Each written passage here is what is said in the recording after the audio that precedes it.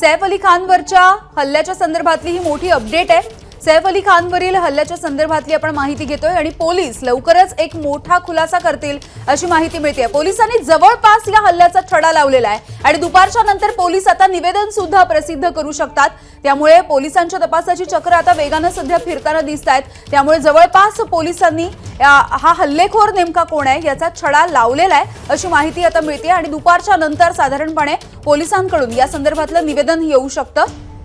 तर सैफ अली खानवरती ज्या पद्धतीने हल्ला करण्यात आला, त्याच्या घरामध्ये शिरून हल्ला करण्यात आला, या प्रकरणी पोलिसांनी आता त्याच्या घरामधल्या 3 कर्मचाऱ्यांना चौकशीसाठी ताब्यात घेतलेलं होतं आणि या सगळ्या प्रकरणामधला खुलासा लवकरच पोलीस करतील। अगदी दुपारपर्यंतच पोलीस या सगळ्या प्रकरणाबद्दल माहिती देतील, माध्यमांच्या समोर येऊन देऊ शकतात किंवा एखादं निवेदन सुद्धा पोलीस प्रसिद्ध करू शकतील। त्यासोबतच आता जवळपास या हल्ल्याचा छडा लागलेला आहे अशी ही माहिती मिळते आहे।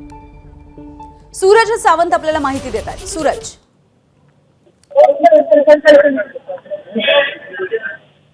सूरज सावंत आमचे प्रतिनिधी आहेत आपल्या सोबत। सूरज, आता कळते की हल्ल्याचा छडा म्हणजे जो हल्लेखोर होता आणि एकंदरीतच हे प्रकरण होतं, या सगळ्याचा छडा जवळपास लागलेला आहे। नक्कीच यामिनी, या संपूर्ण प्रकरणात नवनवीन खुलासे समोर येत आहेत। मात्र या संपूर्ण गुन्ह्यात आरोपी कुठून घुसला हे अद्याप आता पोलिसांना कळू शकलेलं आहे। मागच्या इमारतीच्या इथनं तो आत आल्याची माहिती मिळते। या संपूर्ण प्रकरणात आरोपीचे फोटोज हेही देखील जवळपास पोलिसांना मिळालेले आहेत। त्यामुळे त्याच आधारावरती पोलीस आता त्याचा शोध घेताना पाहायला मिळत आहेत। काही तासातच या संपूर्ण गोष्टीचा खुलासा हा पोलिसांकडनं केला जाईल। जवळपास आरोपींना देखील पकडण्यात देखील यश आल्याचं कळत आहे। त्यामुळे एकूणच या संपूर्ण प्रकरणात आता नेमका मोटिव्ह काय होता आरोपीचा आणि तो कशासाठी गेला होता, चोरीच्याच उद्देशाने त्याने घरात प्रवेश केला होता का आणि घरातला कोणी या व्यक्ती यामध्ये इन्व्हॉल्ड आहे का, याचा संपूर्ण आता सविस्तर तपास केला जाईल। कारण संयुक्त घर हे जवळपास 12व्या माळ्यावरती आहे आणि त्या ठिकाणी आरोपी कसा पोहोचला याचा आता तपास पोलिसांकडनं केला जाईल। त्यामुळे घरातनं कोणी त्याला मदत केली होती का